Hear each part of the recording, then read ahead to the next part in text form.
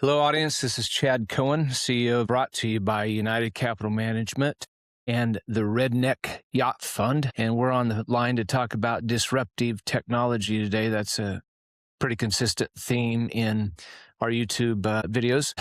Lance Goodman is joining us today, and another place I like to call home, Nashville, Tennessee, where we have an office, and that's kind of how I met Lance. And he is the president and co-founder of a company called Spintel. We met, 2 years ago. And Lance is the person that's got me back into golf a little bit after not hardly swinging a club for 25 years or more. But Lance, I'll let you introduce yourself to the group. In full disclosure, this is not a publicly traded company. It's a privately held company. This is not about promoting or suggesting a recommendation to purchase, and don't believe anything's available anyway, correct? So at this point in time, they're not looking for outside investors, but if that's not correct, Lance, you can correct me. But anyway, just go ahead and introduce yourself. Can you hear me okay? Yeah. Chad, thanks for having me. Greatly appreciate it. Lance Goodman. Yeah. Would you like me to kind of go into the Spintel journey, or you want me to? First of all, you're born and raised in Franklin, Tennessee, or is it Brentwood? Brentwood and Franklin. Brentwood and Franklin. So you're a native to Nashville. That's correct. So Nashville, I went to University of Tennessee and ended up transferring to MTSU because they started an entrepreneurship program. It was one of the first in the country. And that was the first I had heard of that. And it was finally a class I was excited about, learning how to actually build a business from people who had done it before. So I transferred to MTSU and majored in entrepreneurship, and then came out of the gate swinging right out. Just started a real estate development company, and I really didn't know what I was doing. I had no business doing commercial deals the size I was doing, but I just figured it out as I went along, which is not the best way to do it. But at the same time, you got to get out there and try as well, and had tremendous success. We built office condos. I kind of lifted the concept from the West Coast. It was Class A office space that you could demise and sell as condos for like family offices and small businesses that weren't necessarily growing, so they could own their office space, and made a lot of money doing that. And then the 2008 financial crisis hit, and that basically torpedoed about $40 million ready to go vertical in commercial real estate. So I had to regroup after that, and I had a standing offer. I've always been a probability and statistics geek, if you will. Okay. And basically had a standing offer. The way I got my first original seed capital to do these real estate deals was playing online poker during the poker boom. Back early on, I was in my dorm room in college, and my grandmother had taught me how to play rummy, and I had always loved card games, and it just evolved from there, and I ended up making quite a bit of money. I went from $1 millionaire at McDonald's to having quite a bit of money in my account for a college kid, and saved it. And that's what got me in my first real estate deals. And that kind of started my entrepreneurial journey from there. When the '08 financial crisis happened, then I basically had standing offers from poker companies to be a professional poker player for a few years. And while all the banking system was working itself out, I decided to travel the world for a few years and do that. Met a lot of great people, just learned so much traveling the world, and then came back and decided to get into technology. And it was really fascinating dichotomy between developing technology and developing real estate. I mean, you have to understand the product market fit. You need to know your price point. You need to know your value proposition. But it's like a developer in real estate. You got to know your end product and what you can sell it for, and then you hire specialists to be able to build it and bring it to market. So it's not too different from being a developer of real estate and developing technology. A lot more complicated in some respects, but not in other respects. So did that for a little while, got into technology. We were doing work for hire deals at first. I hired a bunch of really smart kids out of Vanderbilt to... I want to back up a minute, and this is because of many previous conversations with Lance and a few games of golf. When you were back in '08, when was your first knowledge of Bitcoin? Even though this isn't a Bitcoin discussion today necessarily, but when did you get into that, and what What drew you to that? I was hearing about it just because I always like new and innovative things, and when I really understood the power of blockchain is when I really started paying attention. And I almost knew about blockchain prior to understanding cryptocurrency. And I just understood that, a decentralized ledger could truly change the world. It could bank the unbankable. It would, take centralized power and control of our monetary systems out of the hands of a few powerful elites, and that was very appealing to me. And that's when I first heard like about Mount Gox and Bitcoin when it was first coming out, and never didn't buy any at that time, but was just following along with it. And then Ethereum came along, and then you started having this kind of immersive market of altcoins and your major caps, and just kind of watching it evolve and was just really just an advocate of it, and had made some small purchases of Bitcoin. I think my first Bitcoin purchase was at $600, $670, something like that. And, I don't even think I bought a full Bitcoin at that price. And then basically I had all of my friends, Chad, very well about this, the FOMO of cryptocurrency and people wanting to get involved, and it's kind of fly by night, especially when it's this emerging asset class that people don't know a lot about. So I kept getting all these questions from my wealthier friends and successful friends. They're like, "Hey, what's going on with this Bitcoin thing and Ethereum thing?" And they're like, "How do I buy it? How much can I buy it? How do I store it?" And I Mhm. honestly got tired of answering all those questions. And I'm like, why can't I just start a fund to where I can be the custodian of it? And really, it was very simple strategy. It was to buy and hold your top market share of coins, right? At that time, I think it was Bitcoin, Ethereum, Litecoin, XRP was emerging at that time, but we really didn't get into XRP that much. And then we would have like 10% of our fund that would take shots on altcoins and emerging projects. So we had a diversified strategy, but very simple one. And it was really just because, high net worth individuals don't want to buy $1,000 worth of Bitcoin. They want to buy $500,000 worth of Bitcoin, or $100,000 worth of Bitcoin. They don't know how to buy that much. They don't know how to store it. They don't know how to do it safely. So we started Americoin Capital, and it was very difficult because there hadn't been. It was a Reg D commodities fund, so it was like treated corn or soy or anything like that. So we had a $50 million fund that we could use for crypto at that time. So we were able to work with the SEC and some major law firms around the country. And at that time, no law firms wanted to touch crypto, right? Because they didn't understand it. They didn't understand the regulatory environment. So it was fascinatingly hard to not only get it up and running, but also have the legal representation and also get a fund administrator. There was only one fund administrator in the country that would even deal with us. The banks in America wanted nothing to do with crypto funds. So we So used were the you bank. were you domiciled here, or where were you at that point in time? Yeah, we were domiciled here, but we couldn't use any American banks. So we had to use the Bank of Montreal, but we were able to open it through the SEC.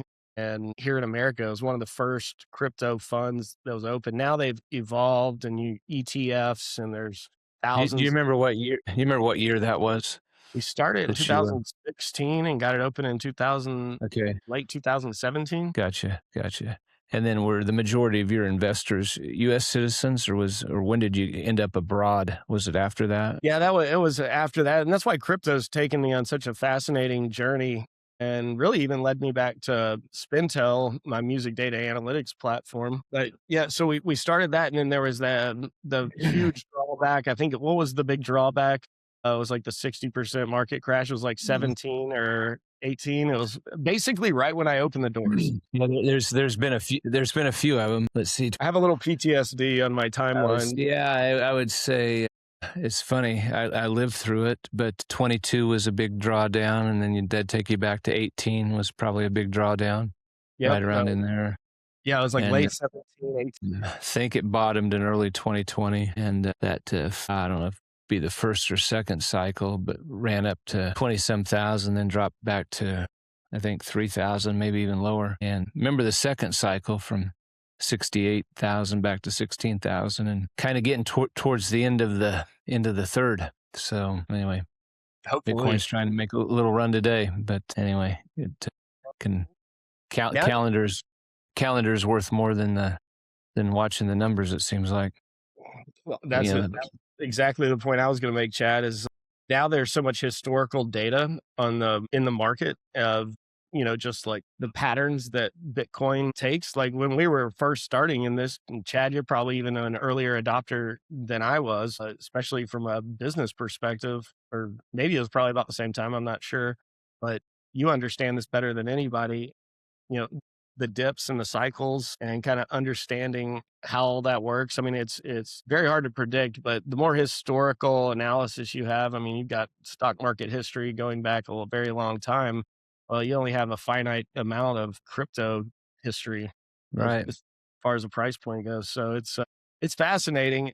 I learned pretty quick that I didn't want that to be my main line of business. It was Right. such volatile asset class. And it was like selling air to the investment class. They're like, now what is this again? And is I probably came up with 20 different ways to explain it to different people I was talking to and knowing my audience because it was so difficult to explain. So it was kind of fascinating in the early times just trying to figure out how to define it, how to describe it to where people could understand it. And that was one of the biggest challenges of the whole thing. But I had a group of investors that, were privy to, knowledge and understanding of it to where they wanted to invest. So my first, handful of investors were really just friends asking me how to buy large amounts. What were we doing in between the fund and getting into Spintel? Was there a lag time there, or what? Yeah, I got into a couple of other ventures, payment processing venture, and we were doing work for hire development work too. We built an industrial torque wrench technology that's used on pipelines all over the world. Mhm. Rebuilt a huge insurance database. So that's where I really got my like feet wet and understanding like major projects and how to build technology from the You're ground. how many devs do you have on staff? Right now we have six. Does any relationships go back several years? Yeah, my CTO, obviously, but we've had a lot of developers come and go, and retaining good developers is very difficult, especially for a startup and pre-revenue. So you can either hire it out and have like a well-oiled machine and kind of a corporate type development team that you can outsource, or you can try and piecemeal it in-house, or you can do a combination of both. And there's really not a right or wrong to do it. It all depends on the technology you're trying to build. And, you want to keep the overhead as low as possible early on in a startup and stay as lean and mean as possible. But yeah, I had some other adventures too. While I was traveling abroad, I met one of the sheikhs of the royal family in the United Arab Emirates. And he knew about my crypto background, and he also was an early adopter of Bitcoin. And we became good friends. And he called me up one day, and he was like, "Lance, will you be the CEO of the royal family's cryptocurrency company and my project?" I basically said I was a CEO and running Spintel, but I could come over and help introduce it to the world and kind of get his team together, and I could walk and chew gum at the same time and help him get it started. So that's what I did, and that was a fascinating experience and meeting dignitaries and royal families from all over the Middle East. What year did you actually meet Rob Dalton that created Spintel? But I wanted to say created the energy around it to really go for it. Yeah, well, I met him probably about 8 years ago, and we had started talking. We were friends for probably a year, and we started talking more and more about the music industry. And I was born and raised in Nashville, but I had never been in the music industry. I had a lot of friends that were musicians, but it wasn't really an interest of mine to actually get involved in the industry or the business side. But I found it fascinating because Rob Dalton, my co-founder, he had been in the business for over 30 years with tremendous success. He was the VP of promotion for major labels, including Sony and Curb, and then founded his own outside promotion shop called New Revolution Entertainment. Broke over 100 songs into the top 10 on country radio, 25 plus number one hits. So his subject matter expertise was second to none. And I basically was like, "What's your secret sauce? How do you get a competitive advantage beyond your competitors? And, how'd you have all this success over your career?" And he basically told me, and it was basically the way the whole industry was working was downloading this airplay data onto spreadsheets and then manually going through them. I mean, and you got to imagine this is like 7 years ago, right? So the innovation and the technology innovation from just 7 years ago is incredible, right? But I couldn't believe it, and I'm like, Rob, are you telling me all the multi-billion-dollar labels do it like this?" And he was like, "Yeah, is there a better way?" I'm like, "Wow." I was like, "I think so." I mean, I could at least automate your spreadsheets, like worst case scenario. Okay, so I've heard you reference, I think, Spintel is the Bloomberg terminal of data analytics. However, when you were pitching a somewhat of a partner of ours, he made that statement to you before you even got there. He recognized it right away. We've also talked about, a new to me cliche, data's the new oil. But if you go back and talk about not just country music, but all music, and explain why this is important. And something that people have in common is obviously music, their genre of music.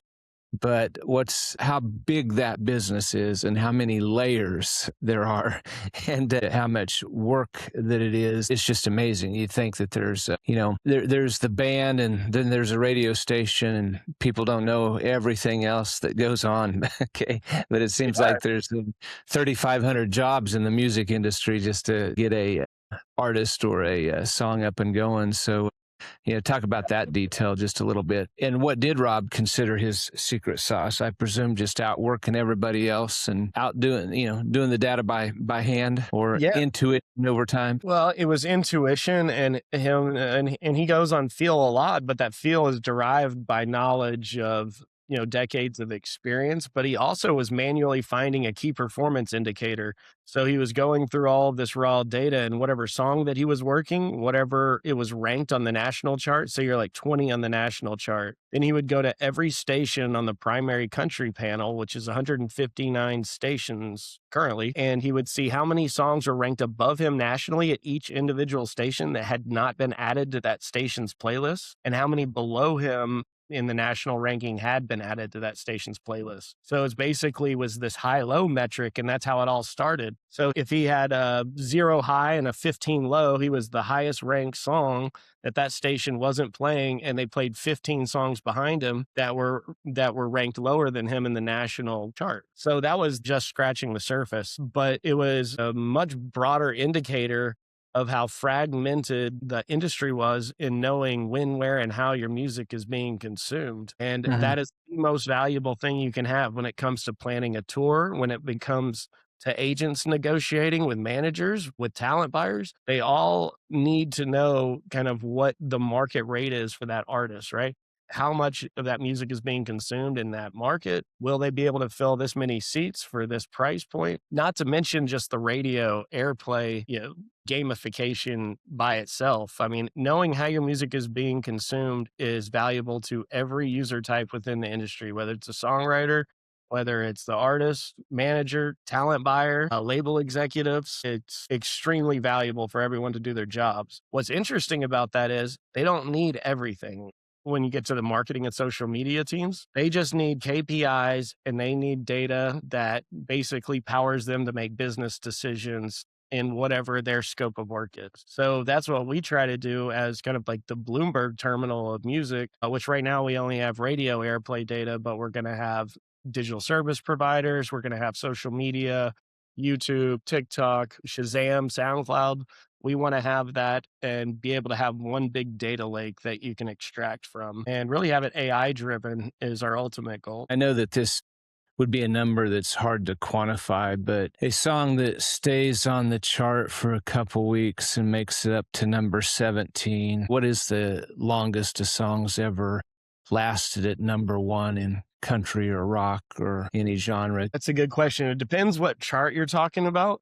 If we're talking about the country charts, radio airplay charts, it's probably maybe 6 weeks would be the longest. Now at 5 or 6 weeks, and it was probably like a Garth Brooks song or a Morgan Wallen song. What kind of money or revenue are we talking about between, how about something that makes it to number 20 or number 19 versus not at all? Okay. Can you quantify that number?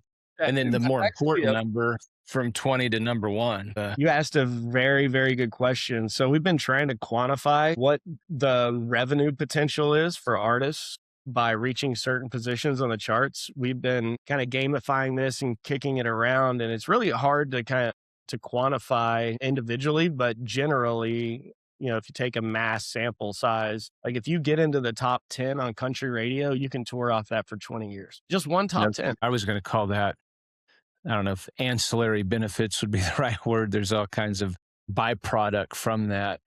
But what would the dollars be just from something that makes it to 18th on the chart for 2 weeks versus something that runs for a month at number one in the number of plays and revenue? Would that go into the millions? And if you're talking about the total life of that song and being able to tour for 20 years at like smaller and medium sized venues, if you never had a follow up to that, and that's Right. where like artist values are kind of like the stock market, where if you don't continue to break new and relevant content that is accepted by a wide audience, then your total accessible market to fill the seats for touring, which they make 80% of their revenue on, is going to start diminishing and diminishing if they don't continue to put out new product. But if an artist has just one iconic song, I mean, there's so many examples. My point, Rob Dalton would be much better at giving you detailed examples of the one hit wonder concept where you can tour off that for many, many, many years. I understand the touring, but kind of what's fun to talk about is the songs that are continually sang for 3 or 4 or 5 or 6 generations.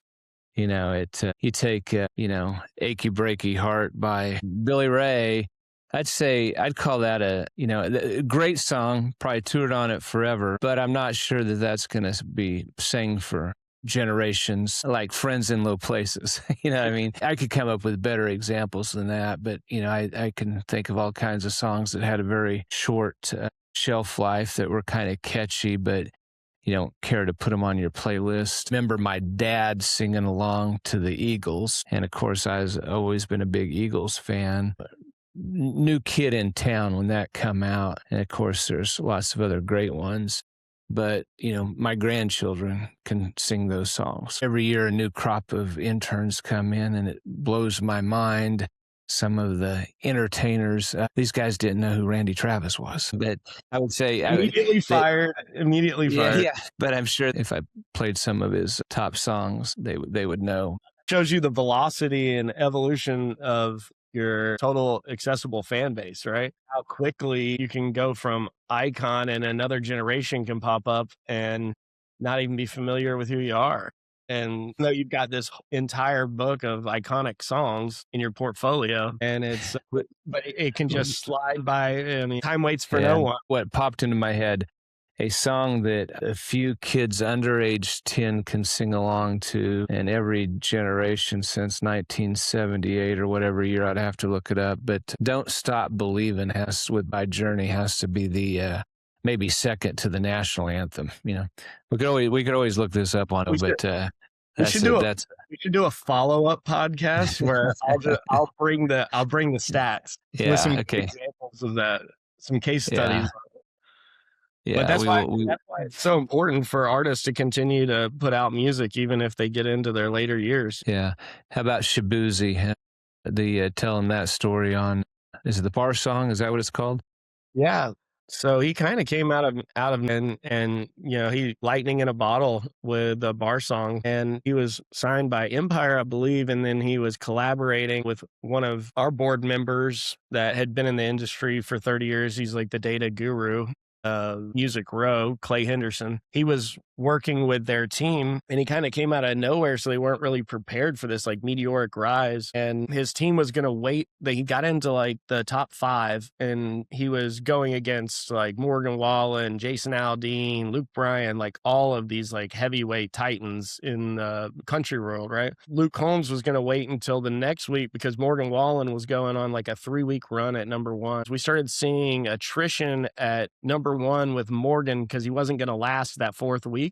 So we saw it happening in real time in our analytics and the way that we visualize this data. We can basically predict that this is going to happen. You can just follow the trends with, a variance and a margin of error. But we saw the exact path. He needed to close I think it was like 600,000 audience gap. Clay would know all the exact details, but it was a 600,000 audience gap with like 48 hours left in the week to close that gap. And we basically gave them the roadmap of exactly the spins with the associated weights. Like if you get played in the morning or in midday, or overnight, those all count for different points, right? And then how big the market is. So it came down to one spin in Chicago, and he was able to overtake Morgan Wallen to an 18-week international #1, cross pollinating all kinds of charts, the Hot 100 overseas. I remember I went to Ibiza, Spain, almost like really shortly after this,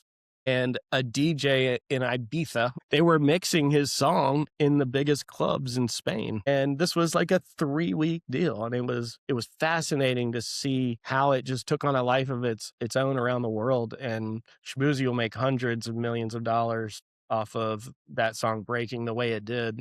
And you got to have a great artist, you got to have a great song, you got to have a great team.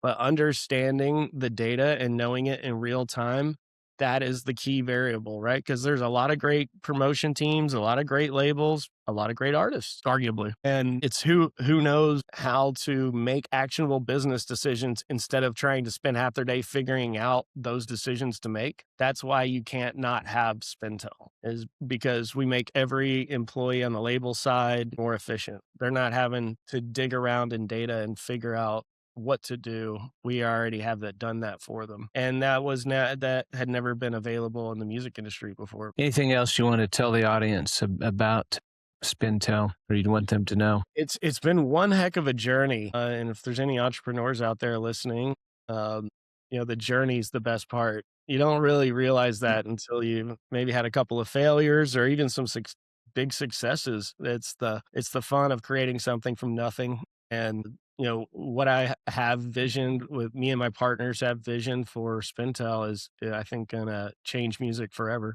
But it started out on 2 bar stools with some spreadsheets, and here we are. We're very grateful to the Redneck Fund, seeing our value. I just thought of my question and wonder if, well, it's not just trending this way. Maybe your dad will approve it. And I can't say my tastes speak for everybody, but I don't know what year you'd cut it off. I grew up on Waylon and Willie and Chris Christophus or Johnny Cash, the Gatlin brothers. And then, that seemed to last till I was about in college. And then I don't know when the cutoff would be, 1990 or maybe a little later, when country became pop, very much so. Taylor Swift and the rest of them. And there's definitely a major trend back to country. I kind of catch myself liking new music, and that hasn't happened in a lot of years. It's just a couple songs a year, but it seems like, Ella Langley and the rest of there's a lot of good artists, and they've countryed it all back up, and sounds pretty good. So.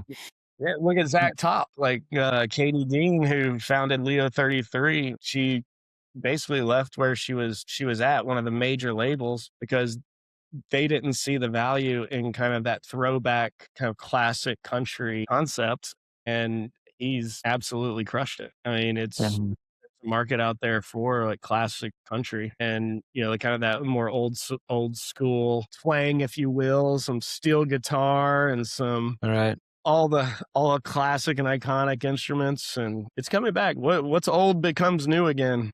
It's right.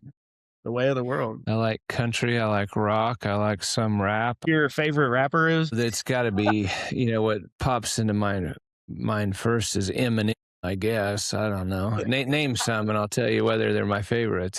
There's got to be more than that. Nelly, Ludacris. Yeah. Dre. Snoop Dogg. Yeah. All of them have at least one song probably that I like. Slim Shady, I guess. I don't know. But all righty. Well, Lance, thanks for being here today. I'm sure this won't be the last time as Spintel grows and grows and grows, and want to thank you. So we'll talk to you again soon. Absolutely. Thanks for having me, and thanks for your belief in us. Thank you.